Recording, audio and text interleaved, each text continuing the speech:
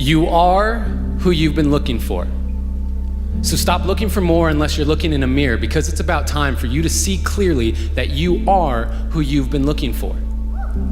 And that empty feeling you got, that hole in your chest, you only got that feeling because you think you're not blessed with everything you need. You see, we live in a consumerist society, which means they need you to buy stuff. And the easiest way to sell it is to tell you you're not enough. Buy this car, you'll get girls. Buy this bra, you'll get guys. And we're seeing it so much that we start believing these lies, but the truth is, the makeup they're selling to make you feel prettier is the same makeup you buy to stop feeling shittier about this lie they keep telling you that you are not enough.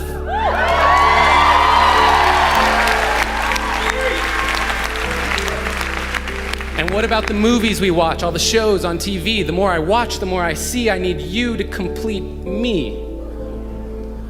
And yes, love is the answer, love is the key, but if you can't love yourself, how can you ever love me?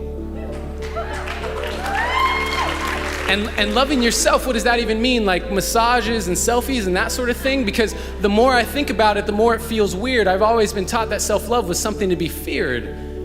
I'm supposed to love myself, but how do I even do that? Well, I got a trick that I picked up from a friend who noticed that I was quick to defend her when she would say something negative about herself. She would say, "I'm so dumb," and I'd say, "You're so brilliant." She'd say, "I'm so weak," and I'd say, "You're so resilient." And when she said, "I feel ugly," and I said, "You look beautiful," she asked me why I was so dutifully filling up her cup constantly and yet treating my own cup so irresponsibly.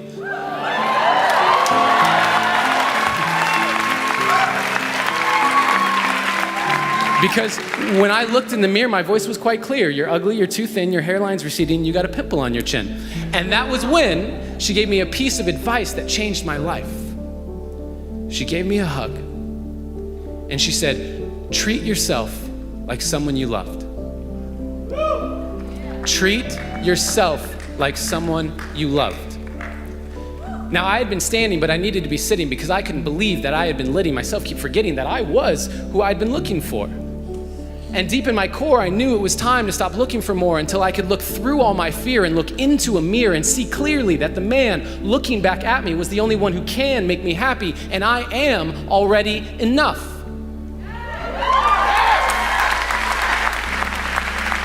And I am not any more special or unique than you. That is why I'm here to speak to you. You are already enough. And when you start to see that, you will start to be that. Your world will get brighter, your load will get lighter, and you can see that with life, you can be a lover, not a fighter. And that life, you deserve it. Because you are worth it. And there is no point in letting yourself keep forgetting, because no matter what you say or do, you are perfect. And so today, I hope I leave you with a direction correction away from the flaws you see in your reflection. They aren't flaws to me, they are simply protection against all the doubts you have of your perfection.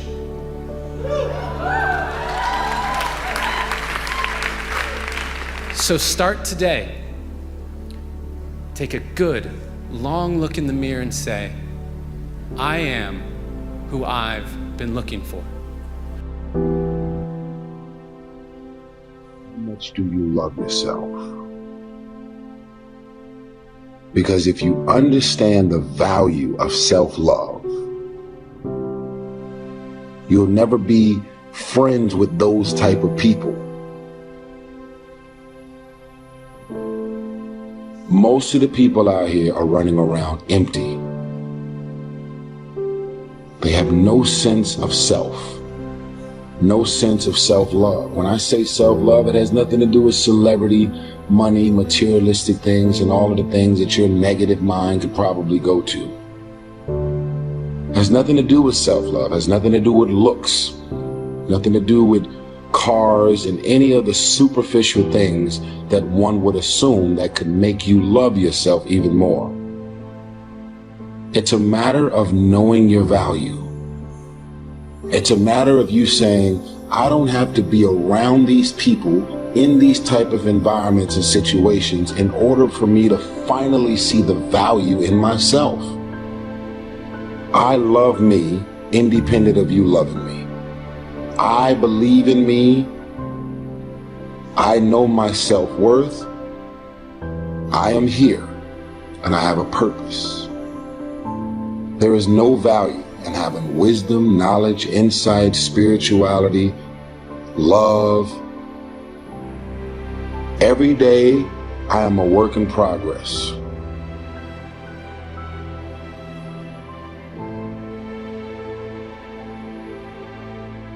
A person who can forgive nothing is a person who's totally destroyed psychologically and emotionally.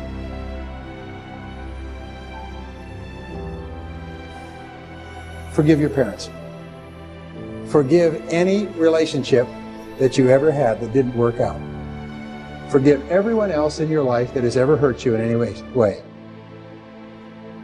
Forgive yourself.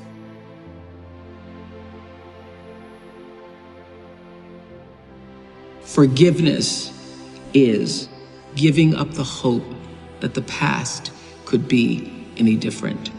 I think for myself, and I know many of you, you think forgiving means accepting what has happened to you. Well, it is accepting that it has happened to you. Not accepting that it was okay for it to happen. It is accepting that it has happened, and now what do I do about it? Forgiving is giving up the hope, not holding on, hoping, wishing that it could have been any other way than it actually was. Giving up the hope that the past could be any different. And when I got that, I think it took me to the next level of being a better person, because I don't hold grudges for anything or any situation, and neither should you. It's letting go so that the past does not hold you prisoner, does not hold you hostage.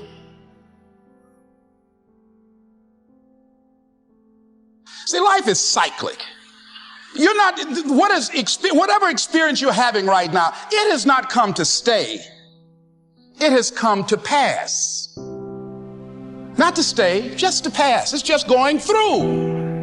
The biggest challenge is to know what's happening. This is a part of this thing we call life. This too shall pass. And maintaining perspective, putting it in perspective. Let it go and begin to focus on developing myself. And I say to you, you're going to have people to do things to you. Things are going to happen to you. And the most important thing to do is to harness your will and let it go and move so you can grow, so you can get on with your life.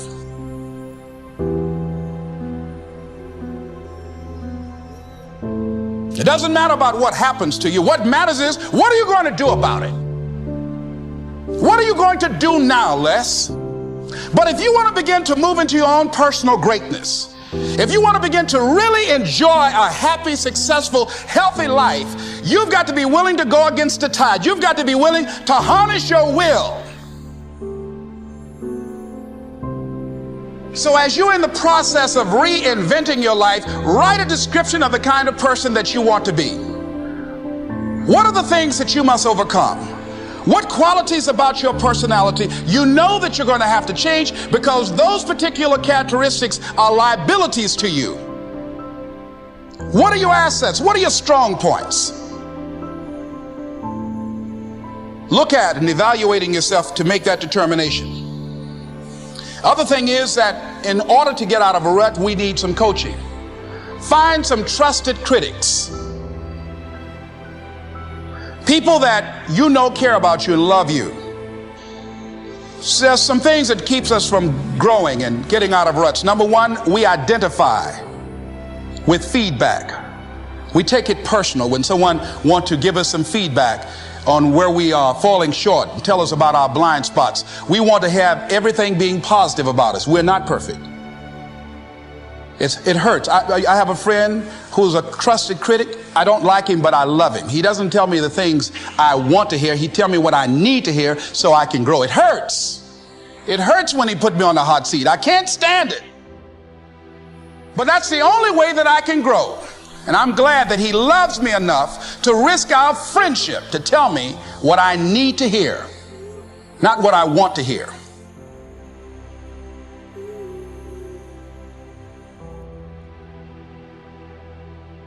Stop scaring yourself. How often do you terrorize yourself with your own thoughts? You get into absolute terror, and it's only coming from your thoughts. Nobody out there is doing a thing. Sometimes it's an old family pattern, sometimes we get new things. I would like people, when you have time, to make a list of your fears. Make a list of your fears, and then give yourself the opportunity to turn each fear into a positive affirmation. Turn each one into something positive. And remember, always you are in charge.